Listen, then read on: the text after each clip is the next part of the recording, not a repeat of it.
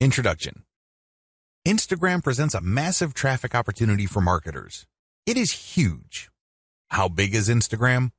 Well, in June 2018, which is roughly a year prior to this training, Instagram reached the 1 billion user milestone. Think about that for a second. A lot of other platforms like Facebook, Twitter, and Snapchat are suffering from lagging growth rates. Instagram, on the other hand, continues to grow and shows no signs of slowing down. In fact, when it comes to actual daily usage, Instagram leaves other larger platforms in the dust. These other platforms may have a lot more users, but in terms of daily use, Instagram can boast over 500 million users. That's right, 500 million Instagram app users access Instagram every single day. That's a lot of content consumption. That's a lot of likes, comments, hashtags, and what have you. In fact, when measured in terms of per user engagement, it is easy to see that Instagram user behavior is more habitual. For example, with Facebook, many people have a love-hate relationship with the platform. They would use it habitually for some time until they read some rough updates. They don't feel too good, and they swear off Facebook for a few days, a few weeks, or even a few months. Not so with Instagram. People not only use it every single day, but they keep coming back. In fact, a lot of people check their Instagram feed every few hours. They don't feel like they're going out of their way when they use Instagram. It's very easy to understand this dynamic because Instagram was programmed from the ground up as a mobile experience. This is a far cry from Facebook, which, of course, was built primarily for the desktop. Since Instagram is a mobile-focused platform, it's very easy for people to have some sort of seamless perception of it. It just becomes part of their daily routine. They treat Instagram the way many people used to read the newspaper first thing in the morning. It shows no signs of saturation because there are so many niches that can be promoted on Instagram. The bottom line is, as long as a niche is photo or video friendly or graphically intensive, there is an audience on Instagram for that niche. This is extremely important if you have an e-commerce website to promote. If you are selling any kind of merchandise, Instagram should be part of your marketing strategy. There are no two ways about it. You're leaving a lot of money on the table if you skip Instagram. Sounds awesome so far, right? Well, here's the problem. Most people who try Instagram flat out fail. They really do. If you want to learn why this is the case, jump to video 1, 10 key reasons most marketers fail on Instagram. It's easy to get excited about Instagram's reach, user consumption patterns, and overall traffic volume. It's very easy to get pumped up when it comes to those facts. But the problem is, most people who try marketing on Instagram fail to get the results they are looking for. Here are just 10 of the most common reasons. I'm not going to pretend that this is the most comprehensive list you will ever come across. Instead, this list sums up the most common ways people slip up on Instagram.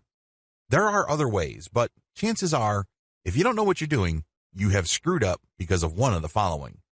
Reason number 1, one-time, big-time paid marketing campaign. A lot of people who have access to marketing budgets are very impatient to promote their online store on Instagram. They just jump in with both feet. They're clueless as to what they're doing. All they know is that they have a lot of money to spend, so they pump out ad after ad after ad. After all the money has been burned through, they have very little to show for it. The reason for this is because they believe they can just throw money at the problem. Well, the bottom line here is return on investment. Sure, you're more than welcome to spend a tremendous amount of cash on a massive Instagram ad marketing campaign, but it's anybody's guess whether you will be able to meet ROI targets. You can't just rely on the fact that you have a lot of money to spend. Believe it or not, even if you have a very modest or even small budget, you can still walk away with better results than a better financed marketing campaign. The difference? It all boils down to how systematic and methodical you are in running your Instagram ad campaign. Reason number 2, promoting direct conversion links. A lot of people think that Instagram is just a traffic source. You can tell from their marketing campaigns because they would create a profile with a homepage link that doesn't go to their homepage. It goes directly to a sales page or an email recruitment page or squeeze page. What do you think happens? That's right, a whole lot of nothing. It doesn't really matter how engaging your content is. If you are not qualifying people or helping them overcome some serious structural questions regarding whatever it is you're trying to promote, you're probably not going to achieve much with the traffic. I'm not disputing the fact that people do pull a lot of traffic from Instagram, but anybody who has ever tried online marketing knows that just because you get traffic, it doesn't mean you get conversions. Traffic, click-through, and conversions are totally different things. By promoting directly to your conversion page, which is your sales page or squeeze page, you may not have qualified the traffic well enough for you to convert those people into paying customers. Your ROI tanks and you end up wasting a tremendous amount of time, effort, and money on your Instagram campaign. Reason number 3, unreasonable suspicion of influencers. Influence marketing is really big on Instagram. Basically, you find people who are already influential in your niche and you pay them to mention your product or give shout-outs to your profile. Whatever method you use, you leverage their existing popularity and credibility with their community. The problem is there are many fake influencers out there. I'm not going to deny this. Nobody can. There are lots of accounts on Instagram that are flat out fake. Not only are their accounts fake, but the people following them are fake too. It's all a software illusion. It is no surprise that a lot of marketers have gotten burned by these influencers. Maybe they are charging $20 a shout out, or maybe they are charging $5 per product mention. But regardless of how cheap the influencer rates may be, it's wasted money because they don't really have any influence. They just have high follower numbers. These followers are not real. Not surprisingly, a lot of people have been turned off by influencers. They don't even want to deal with influencers at all. This is a serious mistake. It's one thing to be suspicious of fake influencers. It's another to completely close your mind to working out a mutually advantageous deal with real influencers. There is a difference. Believe it or not, reaching out and closing deals with the right influencers can mean the difference between your online store making tens of thousands of dollars a month or your company continuing to struggle. Reason number 4, choosing to be antisocial. There's a reason why social media is called social media. It's supposed to allow people to be social. It's supposed to enable outreach, engagement, sharing of ideas, and forming genuine communities regarding certain interests and topics. Unfortunately, a lot of marketers just create pages and blast out content. They don't care if people react to their materials. They don't care if people even see their materials. They're just going through the motions. Well, let me tell you, if that's how you run your Instagram campaign, you are being antisocial. You're not reaching out to influencers, nor are you engaging with the fans of your content. This leads you to failing to create a community around your content. Believe it or not, it is your community that will add dollars to your bank account. That's how it works. By choosing to be antisocial, you kill your online community before it even forms. Reason number 5, relying on substandard photos or videos. This should be self-explanatory. Instagram is primarily a photo platform. Accordingly, accounts that feature the highest quality photos tend to get a lot more followers. Keep it at that level. Post only high-quality photos. Post videos with high production quality. This way, you would stand out from your competitors. Reason number 6, build it and they will come content strategy. Have you ever had an amazing idea regarding a hot photo that people in your niche simply cannot refuse? Chances are you've had such ideas. Well, what would happen if you spend your precious cash on such content ideas? Let me tell you, 9 times out of 10, you probably will fall flat on your face. You did not do any consumer intelligence. You did not do any research work ahead of time establishing that your audience would actually be interested in whatever content you are putting up. You can't just build this content and expect people to show up and come out of the woodwork. It doesn't work that way. A lot of businesses fail because of this. Your content must be based on existing demand and existing interest, not based on what you think is hot. Reason number 7, failure to repost others' niche-specific content. Believe it or not, you can build a tremendous amount of credibility on social media by simply reposting somebody's tried and proven content. In other words, if somebody posted content that got a lot of likes, engagement, comments, and what have you, you can repost that and recreate some sort of that engagement on your account. This is perfectly okay because you end up promoting that third-party account. You create a win-win situation. You build up your own credibility within your niche, and you drive attention to that brand. Everybody wins. If you fail to do this because you are hell-bent on promoting only your own stuff, your Instagram account is probably not going to grow all that quickly. You need to leverage other people's successful content. Focus on the win-win. Don't just focus on monopolizing the traffic results of your efforts. Reason number 8, failing to call Instagram feed viewers to action. Once you've developed a following, you have to make sure that those people interested in your content actually do something for you. Obviously, you're not engaging in Instagram marketing because you have nothing else better to do. You're not doing this for your health. You're doing this because you want to make money. There's no shame in that game. Step up and actually call people to action. If you post pictures of nice t-shirts, tell people, if you like this shirt, click on my profile and click on the link to get a 50% discount. Regardless of how you do it, call people to action. Otherwise, they're just going to view your account as a place where they can check out cool new things without much obligation or commitment on their part. You end up training your community members to be passive. That kind of audience is worthless to you. If you want to make money from your account, call people to action. Reason number 9, failure to use hashtags or using the wrong ones. Hashtags establish the niche of your content. People who are interested in a certain type of content would use a certain type of hashtag. Use this habitually. It may seem like people aren't using the hashtags that you use, but eventually, you will get the hang of it. Eventually, you will identify the hashtags that pull in the most traffic. Regardless, you need to make it a habit from day one. Reason number 10, posting off-niche content. I know you're excited about having an Instagram account, but don't let that excitement spill over into you just posting random personal interest posts. Your account, if you're using it for business purposes, is not about you. Instead, it's about your target audience members. Understand that they have a narrow range of interests. Stick within that narrow range.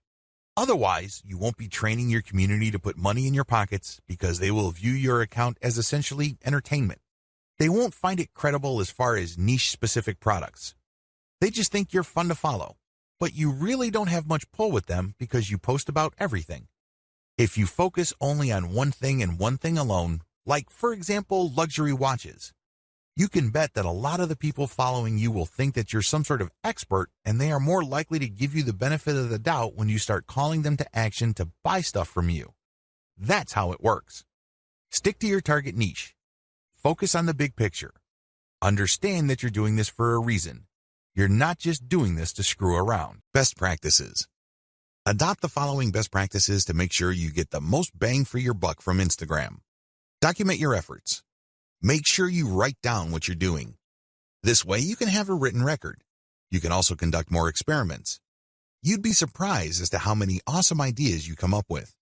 Unfortunately, if you keep coming back to the same failed idea over and over again, you're basically just chasing your tail.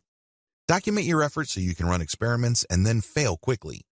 This way, you can weed out bad ideas as soon as possible so you can focus on the ones that actually produce success. Focus on numbers. Don't go with your gut feeling. Focus on what the actual statistics of your results are. Focus on numbers because numbers do not lie. Start with influencers using a slow and low strategy. I know I've said this before in the section about influencers. However, this is so important that it is worth repeating. Contact as many influencers as possible, but pay them a low rate. The ones who take you up on your offer and run your ads will then weed themselves out. How? Well, each ad you run has a custom code or discount code or redemption code. You will be able to see which ones actually produce results. You then come back to those people, pay them more so they can scale up your campaign. They obviously are real and they're credible enough with their followers for them to drive actual sales. Optimize using an elemental approach. I've already discussed this in video 9, but you have to understand that you have to optimize going from element to element. This increases the chances that you won't be chasing your tail. This reduces the chance of repeating the same mistake over and over again. Use an elemental approach so you can increase your ad campaign's overall effectiveness. You don't have to fail. In this video, I want to get your mind right. You have to understand that if you're going to be promoting on Instagram, you're going to be engaged in a big deal. It's going to take quite a bit of your time, focus, and energy. I don't want you to fail. Unfortunately, a lot of people go into this in a very casual way. They think that it's all about following some sort of recipe or checklist. They think that it's all about taking actions in a certain sequence and things will pretty much fall into place. Boy, are they in for a nasty surprise. Things don't work out that way. You have to approach this with the right mindset. Otherwise, your chances of failure are going to be quite high. Follow the tips below so you can properly prepare. Again, you do not have to fail. You don't have to follow the pattern most of your competitors go through. You can succeed, but you have to get your mind right. Have the right mindset. The first thing that you need to understand is that you have to believe that this is going to work. I can't even begin to tell you how many otherwise seasoned veteran entrepreneurs I coach who constantly sabotage themselves. They come across a hot new money-making idea on the internet and they automatically tell themselves that this is a scam. This works for other people, but not me. This is too good to be true, and on it goes. They're excited about it. They read book after book about it, but they never ever give it their 100% because in the back of their minds, they think that it won't work. I'm telling you, you have to believe that whatever it is that you are doing will succeed or can succeed. If you doubt it in any way, then doubt will continue to grow and eat into your focus and resolve. Eventually, you find yourself unable to put in the amount of time and focus your project needs to succeed. You need to believe in three things. First, you need to believe that this business model will work. Second, you need to believe that you can make it work. I'm not talking about other people. I'm not talking about outsourcing the work. I'm talking about you, yourself, can make it work. And third, you have to believe that this is worth committing to. It's one thing to focus on a project on a one-shot, big-shot kind of basis. You basically throw a lot of energy to it on day one and hope that you put in so much work that that work will carry you through the rest of the journey. It doesn't work that way. Real businesses are like marriages. They require you to commit day after day, week after week, month after month. It's a long-term thing. It is a marathon. It is not a sprint. If you adopt these three mindsets, you increase your chances of success dramatically. Set aside the right amount of time. Logistically speaking, you have to schedule a fixed amount of time for your Instagram marketing efforts. The good news is that it doesn't have to eat up half your day. In fact, it doesn't even have to eat up a whole hour. As long as you stick to schedule, you will start to see results. How come? Well, you know that you only have, let's say, 15 minutes to focus on marketing. You keep trying it on a daily basis because you have chosen to be consistent. Eventually, things start to click and you are able to pack more activities within that 15-minute block. This leads to better results for you. Choose to be consistent. The bottom line is simple. You have to be consistent. Even if you can only afford to invest 15 minutes of your time every single day to your Instagram marketing efforts, that is plenty. The key here is the fact that you will always come back. The key here is that there is a sense of confidence in the fact that you will always step up to put in 15 minutes every single day. This can lead to amazing results because even though on the surface it doesn't seem like much time, the consistency makes you more disciplined. You're able to pack in a lot more focus and a lot more work within a fairly small time window. This leads to greater results. Also, your results tend to scale over time because you tend to do a better job. You are able to make better decisions. Document your efforts. I can't even begin to tell you how many good ideas most entrepreneurs think of in the span of a day. But the problem is, if you do not write down these ideas as you work on your Instagram marketing campaigns, you will forget about them. You won't be able to test them. And one of the most annoying things that can happen to you is when the idea that you thought of before keeps coming back, and then you forget it, and then when you're doing other stuff, it distracts you. You then focus your attention on it, then you forget it again, and on this ordeal goes. The end result is that you waste a tremendous amount of time, focus, and energy. Document your ideas. Pick out the best and try them out. If they don't work, that's fine. Move on. If they work, incorporate them in your daily activities. Measure success based on where you are in the development process. What if I told you that many people who fail in online marketing did not have to fail? Seriously, they gave up too quickly. You have to understand that quitting is the only way you can fail. The game is still not over if you're still in the game. If you're still throwing punches, you're still in the ring. But the moment you throw in the towel and you leave the ring, the game is over. You failed. The problem is when people work on a particularly big project, and believe me, online marketing is one of those projects, they measure themselves using the wrong standards. They just got started, and they start counting how much money they're making. Obviously, they're not making any money. So what happens when you do this? Well, you discourage yourself. You keep repeating to yourself, you're putting all this time, focus, and energy, and you have very little to show for it. You're not making any money. Eventually, your resolve gives way. You sabotage your passion when you do this. Instead of immediately thinking about how much money you have made when you just started your online business, focus instead on where you are. Measure your success based on the stage of development you're in. This way, if I just put up a website, my measure of success would be how many pieces of content do I have up? Are all the links working? Do I have a nice graphic? Is my website easy to find? Did I set up SEO correctly? Are all my products imported properly? And once I have successfully answered yes to all those questions, then I move on to the next stage of the development, which is promotions. Do you see how this works? If you start an online project and you just jump straight ahead to the part where you're collecting all the big money, you are going to depress yourself. That's really what you're going to be doing. You're going to discourage yourself because, obviously, the big money doesn't appear then. It appears at the end of the process when everything else has been built up. Resolve to fail quickly.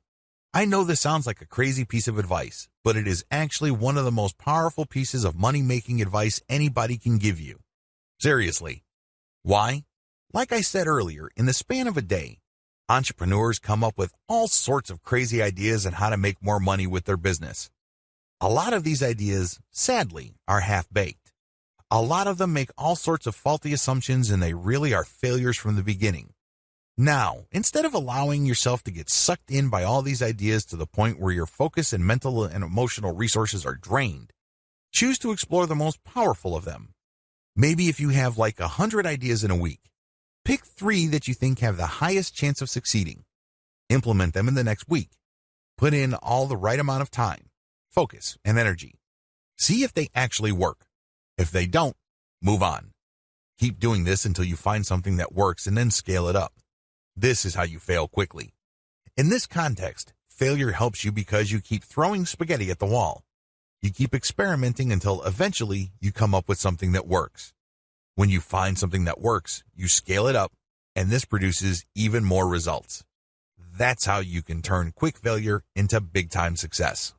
Stay focused on conversions. It's easy to get hung up on success metrics that don't really matter. Seriously. The amount of traffic that you get ultimately doesn't matter.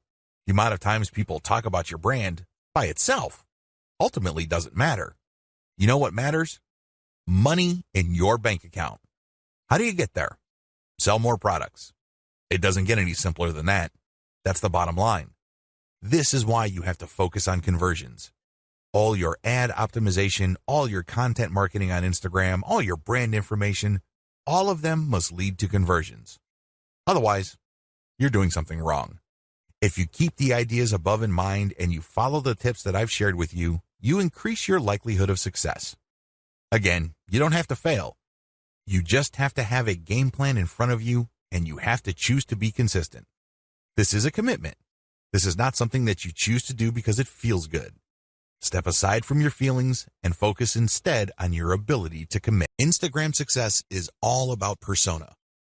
Make no mistake, if you want your marketing campaign on Instagram to be successful, you have to build a persona for your brand. This is non-negotiable. It doesn't matter whether you are trying to get free traffic from that platform or you are paying for ad views, you have to build a persona. How come? Why is a personal touch or a personal brand so important? Can't you just create an account, post pictures, and somehow, some way, people would follow you? Well, here's the truth. People on Instagram do not follow hashtag poachers en masse. They really don't. Sure, you can attract a few people here and there, but if it's obvious that your persona really has nothing to do with the hashtags you constantly target, not enough people will follow you. And the ones that do probably are not going to take you all that seriously. They look at you just as a source of the kind of content that they're looking for and nothing more. Believe me, that's the wrong kind of relationship to build. You want to be viewed as a credible and authoritative persona, so people will give you the benefit of the doubt when you recommend a product to them. That's the bottom line. That's how you make money. Unfortunately, that's not going to happen if you do not have a persona. Please understand that these people are not just following marketers. It's not like they're searching for marketers because they have nothing else better to do. They're looking to develop some sort of relationship. Think of it as building a fan base. There's a reason why Kim Kardashian and other celebrities on Instagram can get away with charging thousands of dollars per shout-out. People are devoted to them. People follow them very closely because of the persona they have built. You have to do the same. The challenge of commercial persona building on Instagram. It would be easy if your persona is all about you. For example, if you're big into marathon running or you love going from country to country to shop at different malls, you can create a personal, non-commercial persona. In that case, people follow because of your personality and your truly unique way of looking at the world. To a certain degree, people would want to check out the products you endorse. But this doesn't necessarily mean that a high percentage of people who follow you would take your recommendations. To make that happen, you have to create a niche-specific persona. If you have an online store that you're promoting, your persona must be specific to the product niche of your store. This is the first step. Create a niche-specific persona. Second, make sure that it can attract a real following. This is the second part of the puzzle, and the steps below, and the rest of this training, teach you how to create that following and make money from it. In a nutshell, here are the 6 steps that you would need to follow to build a solid Instagram brand persona. You need to follow these 6 key steps. Now, I'm not saying that these are one-size-fits-all type of suggestions. I'm not saying that you must follow these to the letter. You obviously have to tweak and customize them to fit your set of circumstances. Still, you need to follow these 6 steps for you to succeed in building a real following on Instagram. This is just an overview. I'm going to devote one video to each of these steps. Step number 1, find your competitors on Instagram and reverse engineer them. Step number 2, curate top-notch content and mix in your reverse engineered content. Step number 3, adopt a content-first sales funnel. Step number 4, use Facebook's ad retargeting system to pull Instagram users deeper into your funnel. Step number 5, pay and interact with niche-specific Instagram influencers. Step number 6, continuously optimize all parts of your funnel. Now that you have an overview of what you need to do, let's dive in, starting with video 4. Again, the strategy here is to build a credible niche-specific persona and create a following for that persona. This is how you will get traffic. This is how you will get visitors to your target site, which you can then optimize for maximum conversions. At the end of the day, all the traffic in the world is not going to make you wealthier. You know what will? Conversions. There are tons of websites out there, in particular Imgur.com, that get a lot of traffic, but they make very little money compared to the huge volume of traffic they get. If you own an online store, you need to focus on conversions because that is what will put food on your table and nothing else. Find your competitors on Instagram and reverse engineer them. The first thing you need to do is list out all your competitors. If you don't know who your competitors are, go on Google and type in keywords related to your online store. Find all your competitors on Google and use the similar site research on Google to find online stores that are related to your competitors. Come up with a massive list. Search for them on Instagram.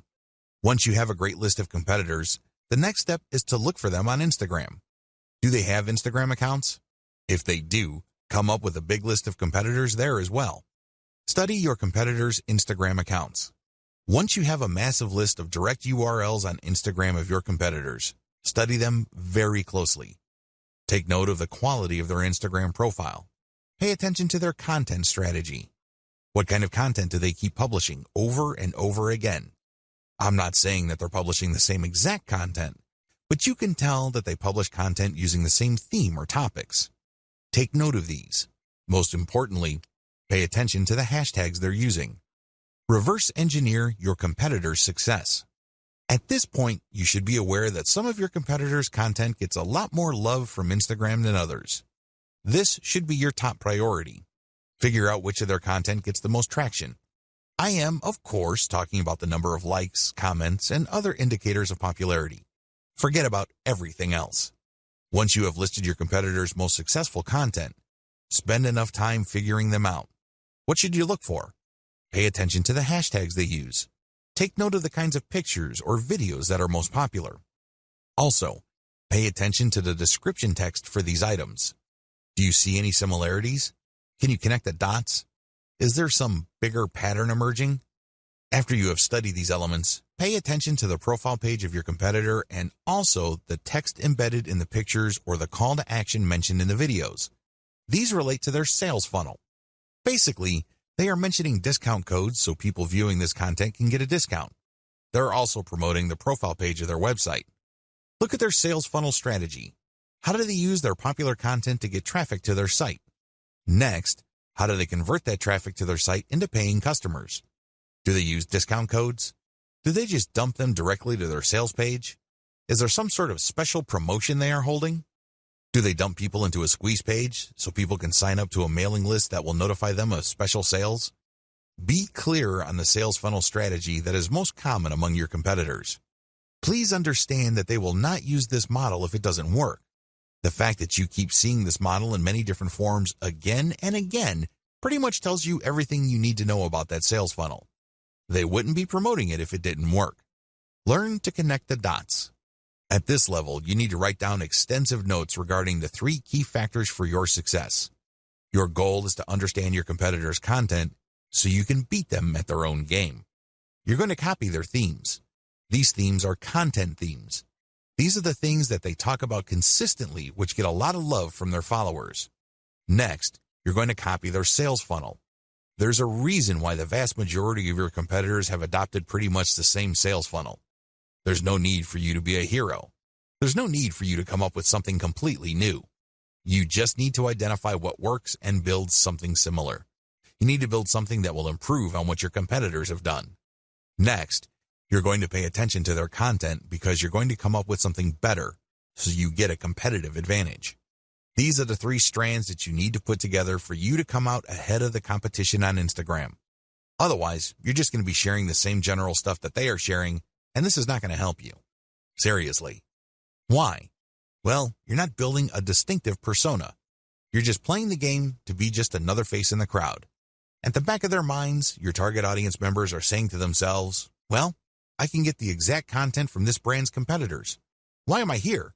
I'm not getting anything spectacularly different. The key here is to copy the same themes and the same sales funnels, but also to improve on them.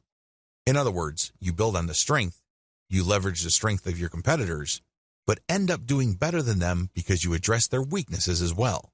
You're going to be able to do this when you figure out their winning content themes and then come up with your own higher quality content. Second, you figure out their most popular hashtags and you use those hashtags for your own content. Finally, you take note of their most common sales funnels and you optimize your own version so you can get better results. The bottom line here is pretty straightforward. There is no need to reinvent the wheel. Some of your competitors are already successful. Build on their success. Use reverse engineering to let your competitors do your homework for you. There's absolutely no need for you to start from scratch because, believe me, the trial and error that you have to go through that burns up a tremendous amount of your time, effort, and energy is just simply too expensive. Curate top-notch content and mix in your reverse-engineered content. Now that you have a clear idea of the themes of your competitors' most successful content, look for third-party content that non-competitors or lower-level competitors produce that meet these themes. When you do this, you're saving a lot of money. You obviously don't have to create this content. Instead, you're just simply sharing it. However, you're doing yourself a big favor because you are giving your target audience the kind of content they are looking for. You're giving them something to engage with that based on your research of your competitors, they already like. When you feature this content, you tend to attract the same types of audience as your competitors. Now, curation can only take you so far. You shouldn't build and maintain your Instagram account solely on curated content. You're being lazy when you do that. Instead, you use this content to draw and engage with your audience members. Next, you then come up with a short list of your competitors' very best content and you come up with your own version. This version has to be so much better that it's obvious. This is the key. This is what will put you over. Because remember, you're trying to build a persona. Up to this point, when you curate, the only persona you're building is that you're just part of the niche. Your brand is just another face in the crowd. You want to get over. You want to come up head and shoulders from the rest. How do you do this? You improve the best existing niche content you find on Instagram and you publish this as your own. By paying attention to video 4 and figuring out what is the hottest content in your niche, you then come up with your own version and then use this on your own feed. You rotate these along with the curated content that you are already publishing. How exactly do you improve on others' content? There are several ways you can improve the quality of content that you reverse engineer. Again, you're not copying and pasting here. You're not taking somebody's work and passing it off as your own. No, you're taking ideas so you can create your own original content, but you end up creating better content because you used one or a few or all of the following strategies. To improve content, you should do the following. Update. Offer an updated version of the content. If the hottest pictures your competitors are showing are grainy and obviously old, come up with an updated picture. You'd be surprised as to how viral your content can be. How come? Well, you are publishing something that is obviously up to date. Higher production quality. When you're publishing content, make sure that the quality values of the content are high. This means high resolution, crisp imagery, the colors are top-notch. Also, the composition has to be really good. You have to produce content that is so obviously superior to your competitors that your brand stands out. That is the standard you should aim for. Include more details. I can't even begin to tell you how many Instagram accounts out there just post a picture and hashtag, if that. That's all they do. I'm telling you, big, small, or medium-sized brands on Instagram that do this are leaving a lot of money on the table. You have to give more details because when you do this, you complete information gaps in the minds of your viewers. There's less mystery. This makes your brand more trustworthy. Eventually, if you keep this up, they start looking at your brand as some sort of reference site or some sort of resource. Don't be lazy. Now, there is such a thing as overkill, but you have to find that happy medium ground between too much information and not enough. Use better hashtags. When you do your reverse engineering, you will notice that some tags get used a lot more, but unfortunately, they may be too general or they may be too broad. You might end up attracting the wrong kind of crowd. You have to play around with your hashtag selection until you reach a point where you can be sure that a more specific tag is pulling more traffic from Instagram or helping you gain more followers. Unfortunately, there is no black and white answer to this. This is one of those things that you just have to try out on a purely trial and error basis until you get it right. Come up with a better picture series. Believe it or not, when people like a picture on Instagram, a lot of them want to see more. They're not talking about pictures of the same subject or similar types of pictures. They're talking about pictures from the same series. It's not unusual for people to see a picture of a beautiful vacation location, and somebody just posted 2 pictures. People who see that vacation destination would love to see its surrounding areas. They would love to see what it looks like at night, low tide, high tide, you name it. The more angles your pictures present, the more engaged your community can become. Use a better influencer distribution network. After you've done Instagram marketing for a couple of weeks, you would quickly notice that some accounts on Instagram tend to get a lot more attention in your niche than others. You should not automatically run away from these people. You might be thinking that they are competitors. You might be thinking that they are out to get your slice of the pie. Stop thinking that way. Instead, start looking at them as allies. Obviously, they already did the heavy lifting of attracting the same audience that you're trying to attract. Engage with them and get them to pay attention to your feed, and they may possibly share some of your content. Now, you may be thinking to yourself that a lot of these accounts are in it for the money. That well may be true, but there are also a lot of hobbyist accounts out there. These are people who would voluntarily share content as long as they think it's good. Call your viewer to action. To get better results than your competitors, always include a call to action.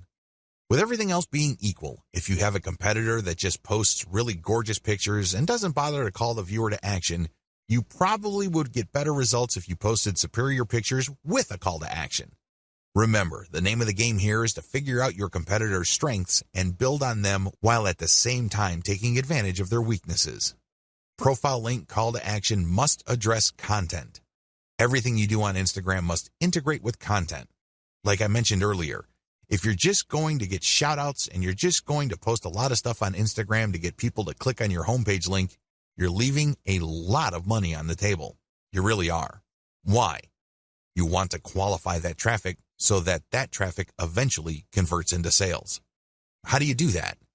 Well, one of the most basic ways to do this is to link your profile link to an internal page. That's right. You don't link it to your home page. People landing on your own page might not know what to do. They're more likely to click the back button. Instead, when you feature a consumer guide or some sort of list article that clues people in on the common questions regarding your niche, you can build credibility. You are also answering questions. You are also answering needs. This increases the likelihood that the person that you get to click onto that page will keep clicking internal links because they think that you are an authority. Eventually, you get them to click on a link that will take them to your email list. This is how I prefer to convert Instagram traffic. I don't just dump them into an article, which then dumps them into a sales page. It would be great if they are in a mood to buy, but chances are they are not. The better approach is to get them on your mailing list and let your mailing list, by sending content and other information, do the heavy lifting of eventually converting your list members into paying customers. That's how the game is played. If you don't follow the tips above, chances are your content is just going to remain flat. It's not going to register with your target audience members. Adopt a content-first sales funnel. By content first, what I mean is that your sales strategy must turn on content. In other words, you use quality content to qualify the traffic you get from Instagram so they are more likely to become paying customers. This is crucial because a lot of marketers on Instagram use it as a traffic pump. That's all it is to them. It's just a place where they can get clicks. And if those clicks do not turn into buyers, no big deal. There's more where that came from. That's their attitude. Well, the problem with that strategy is that you burn through a tremendous amount of traffic before you can get a sale. What if I told you that you can pull less traffic, but actually make more money with a lower volume of traffic? This happens all the time. This is not theory. This is not speculation. This happens all the time. How? Using content to qualify your traffic. Make no mistake, Instagram and successful social media marketing turn on content marketing. You can't just pull traffic from all these places and expect that traffic to convert. That traffic must trust you. Those are real people. They must be made to feel that they know and like your brand enough for them to trust it. Unfortunately, that's not going to happen instantly. It has to go through a sequence of content. Make no mistake, raw traffic doesn't convert at a high enough return on investment. It simply doesn't. Because if this was the case, then everybody would stop wasting their time on content. They wouldn't bother. They would just buy raw traffic. But this isn't the case. Experienced marketers on Facebook and Instagram use a content-based sales funnel strategy. In other words, they use content marketing. The truth is, content marketing is more compatible with social media traffic, regardless of whether you buy ads or you drum up free organic traffic from Instagram and other social media platforms. The KLT process. Let me ask you, when was the last time you bought something from a complete and total stranger? That's right. This person just came up to you on the street and tried to sell you stuff. I'm willing to guess that this happens once in a blue moon. If you're like most people, this probably has never happened. Well, you're absolutely normal if that's your mindset. Why? Most people buy from people they think they know and trust. That's the bottom line. That is the bedrock of any kind of sales. I don't care whether it's done online or offline. It doesn't matter whether a small company or a big company is doing it. It's all about trust. When you use a content-based sales funnel strategy for Instagram, you build trust. This requires multiple pages. I wish I could tell you that you just need 2 pages to pull this off. I wish I could tell you that you just need to get people to a general consumer guide and then they would reliably click through to the sales page and they would buy stuff. That's wishful thinking. Now, don't get me wrong, this happens from time to time. I know it happens to me quite a bit, but I cannot bank on that. What I can bank on is trust. How? When people from Instagram find their way to my website, they land on a consumer page that addresses their needs. They're looking for answers. They're looking for solutions. So they get all this information and then they can click through for more finely tuned, more efficient or better value solutions. When you do this, you build credibility and authority. You also control the conversation. You then offer them a freebie to join your mailing list. Once they join your mailing list, that's when the real selling begins. You already have them in the palm of your hand. You then drip feed them content to open their mind to their needs and get them excited about premium solutions. The more of these premium solutions you sell them, the more money you make. The best part of having a mailing list is that this asset grows in value over time.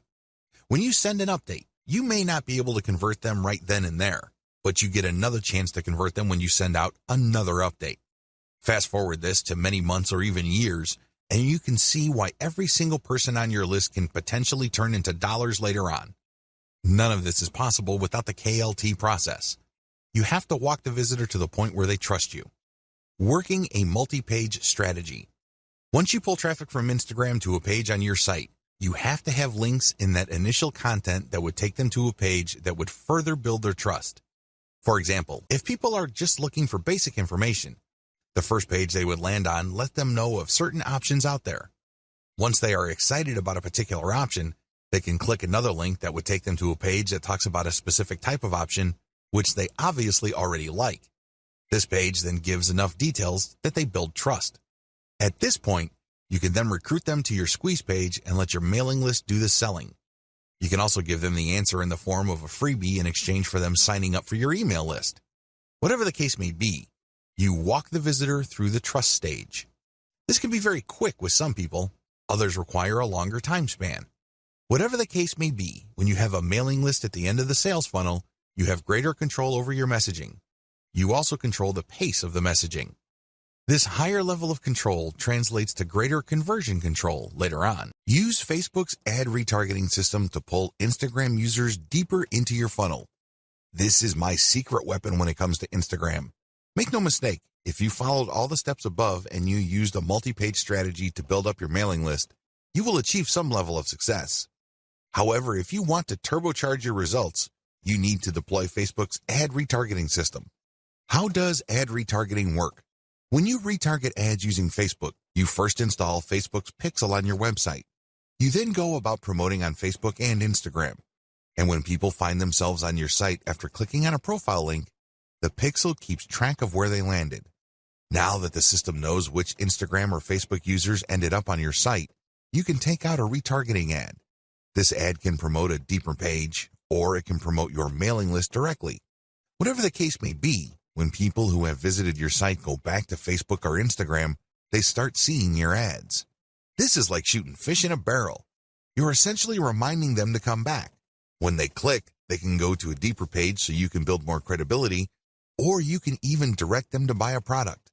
That's right, they go to a sales page. Regardless of how you do it, retargeting works. In fact, according to some estimates, it can boost conversions by 40%. The bottom line is that you use content to draw truly interested people. They wouldn't be clicking the content if they were not interested.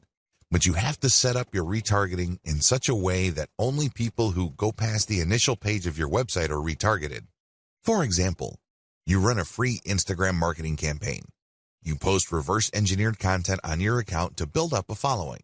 Enough people like your content so they click on your profile page and they see a link to a really useful article. They click through and they end up on an article, and Facebook Pixel is paying attention to them. However, you're not going to be retargeting those people.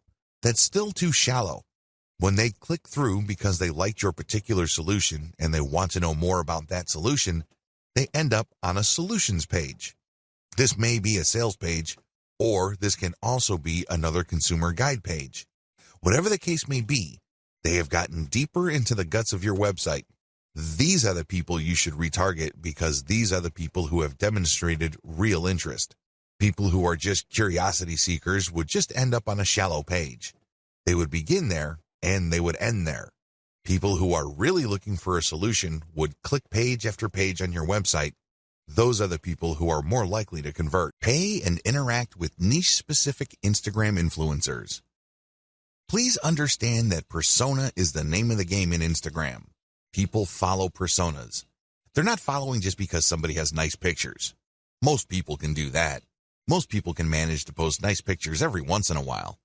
Instead, they're following personas because they have a distinct spin on whatever niche they're in. They have a distinct personality. They have a distinct point of view. Whatever the case may be, it has elements of some sort of cult.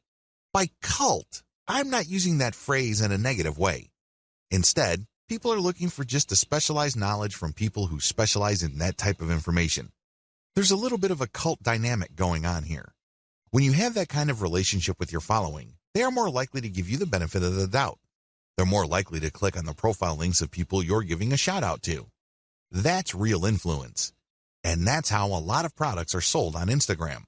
For example, if you follow somebody who you can count on to publish the very best pictures on luxury watches that he or she actually wears, chances are you would sit up and pay attention when this person posts a picture of a really nice-looking big brand watch with the message 40% off on it.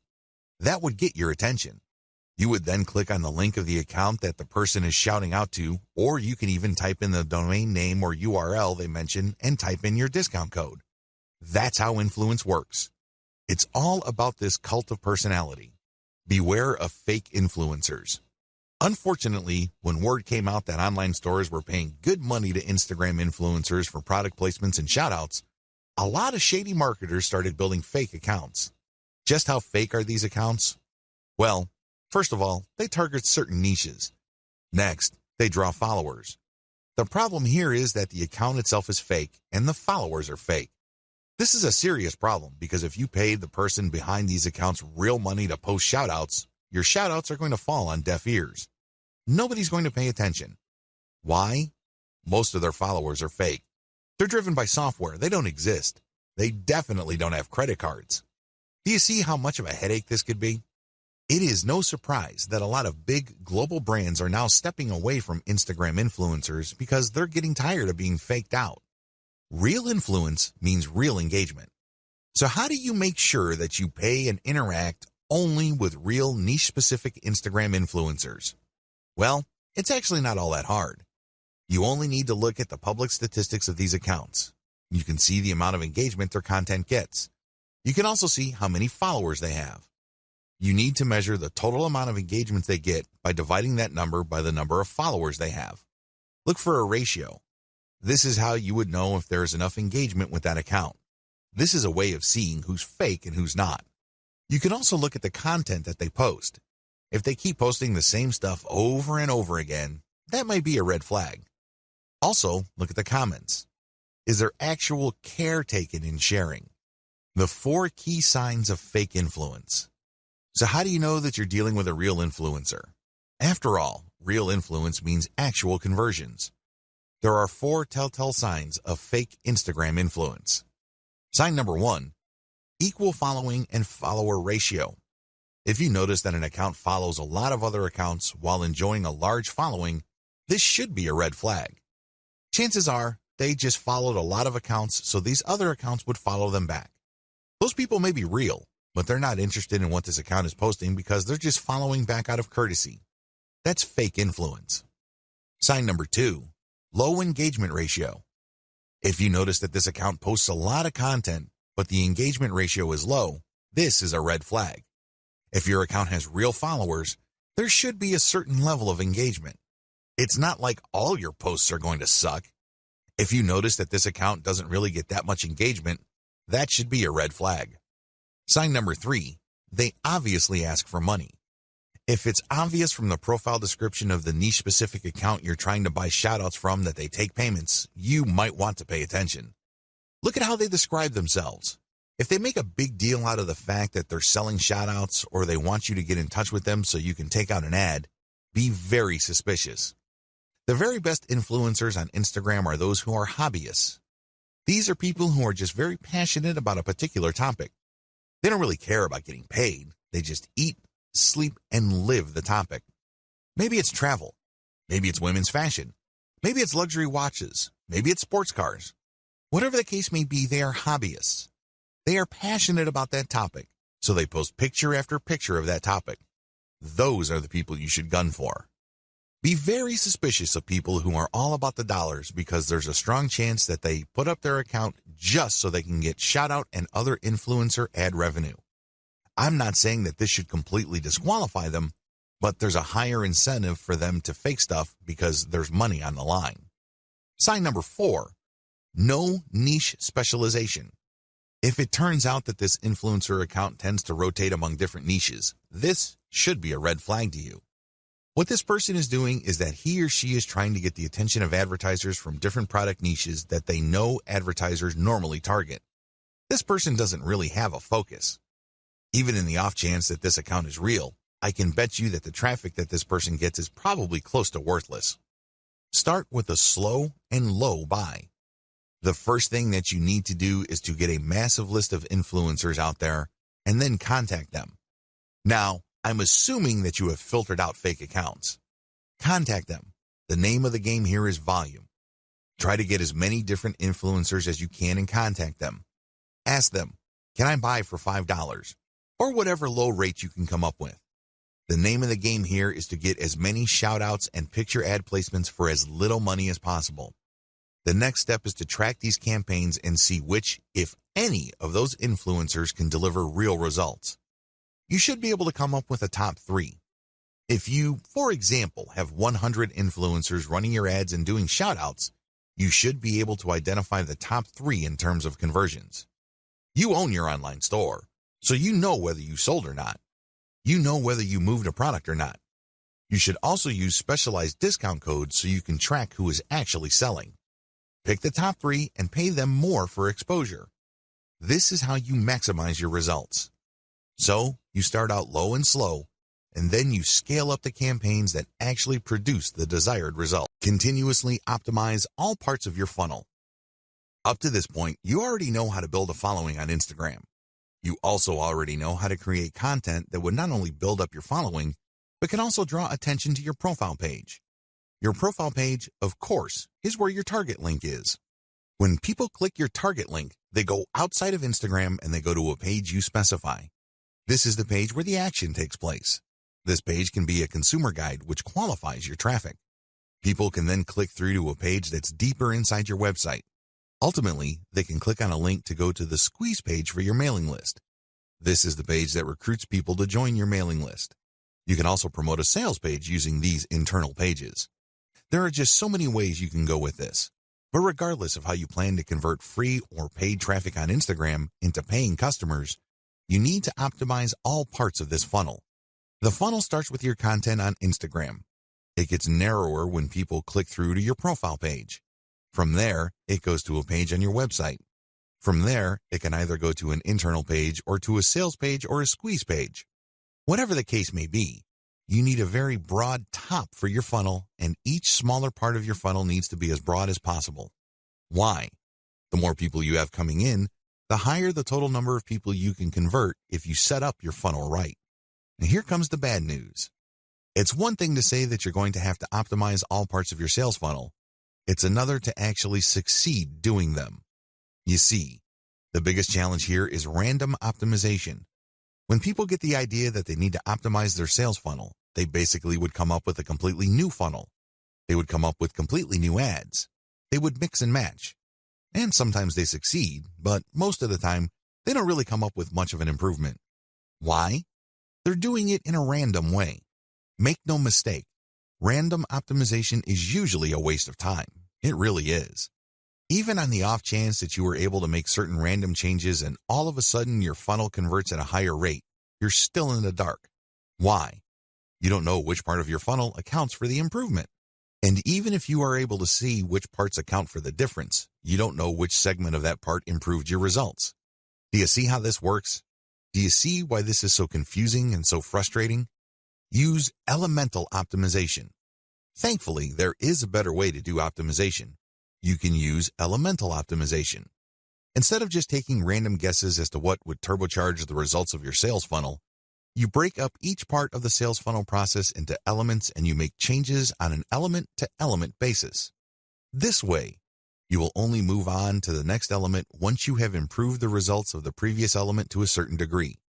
Once you're happy with those improvements, then you move on to the next element, and then the next element after that. Please understand that the sales funnel is made up of many different parts. Each of these have different elements, but they can all be broken down into some common elements. The sales funnel, of course, involves the photos that you use on Instagram, your profile page, your consumer article or landing page article, and then your internal pages.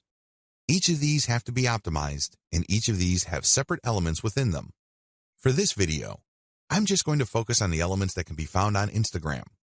You can use the same element-by-element analysis to optimize your squeeze page, your consumer guide page, and other elements on your own website. But as far as this training is concerned, we're just going to focus on the elements found on Instagram. Key elements to keep in mind. When optimizing, here are the elements that you should focus on. Profile URL. This is the profile page that you have on Instagram. You can change the picture, you can change the description, but just make sure that when you make changes, you go element by element. This means you can swap out pictures until you get a nice improvement.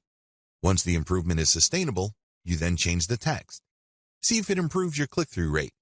Once you are able to do that, then you can change the landing page URL. Photos and videos. This should be obvious. These are the photos and videos that you post. Pay attention to engagement levels. Pay attention to click-through. If you notice that certain photos tend to get a lot more clicks, then post more of those photos. Keep posting similar photos until you can reach a sustainable high level of click-throughs. Hashtags.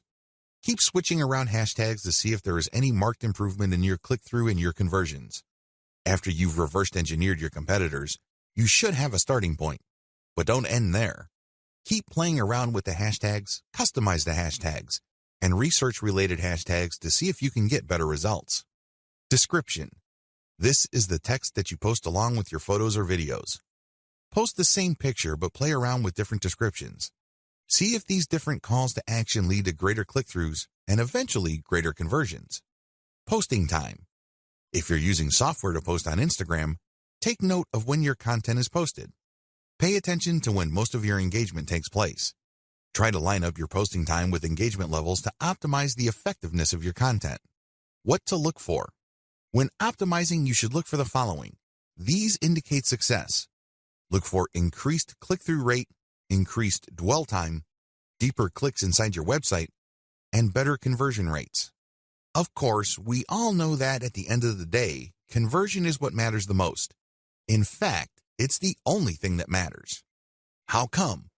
Conversions puts dollars in your pockets and nothing else.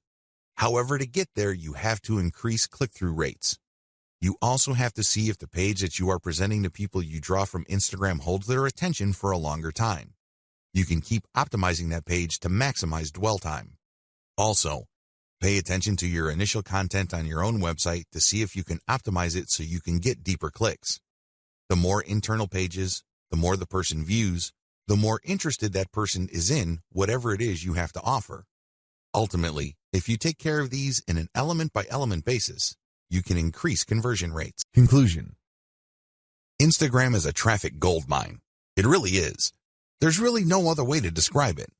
However, you need to follow the tips I mentioned here and customize them to fit your particular set of circumstances.